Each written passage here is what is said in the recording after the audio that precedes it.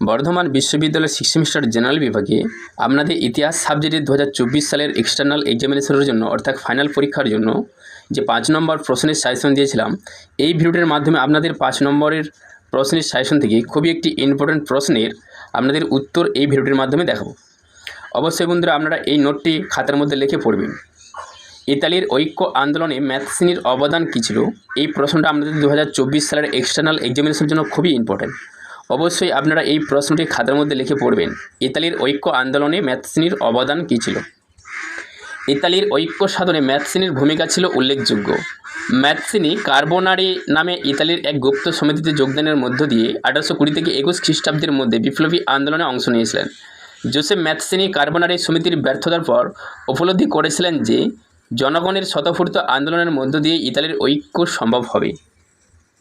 ম্যাথসিনি ইতালির জনগণকে উৎসাহ দিয়েছিলেন এবং ইতালিকে সমগ্র বিশ্বে পরিচিতি দানের চেষ্টা করেছিলেন। তিনি ফ্রান্সে থাকাকালীন মার্সি শহর ইয়ং ইতালি দলের প্রতিষ্ঠা করেন। 1831 সালে প্রতিষ্ঠিত ইয়ং ইতালি দলের সদস্যদের জাতীয়তাবাদে উদ্বুদ্ধ করেছিলেন। যুব সমাজ ম্যাথসিনি আদর্শকে সম্পূর্ণরূপে গ্রহণ করেছিল।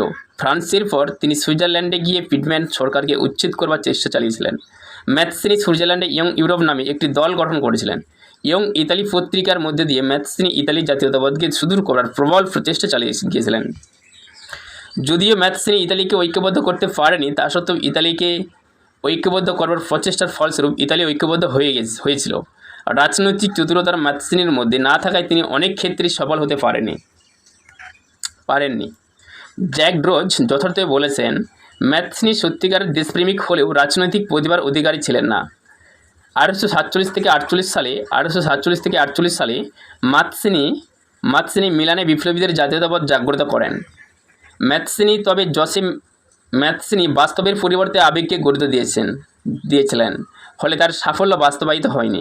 তবে জোসেফ ম্যাথসিনি তার জাতীয়তাবাদী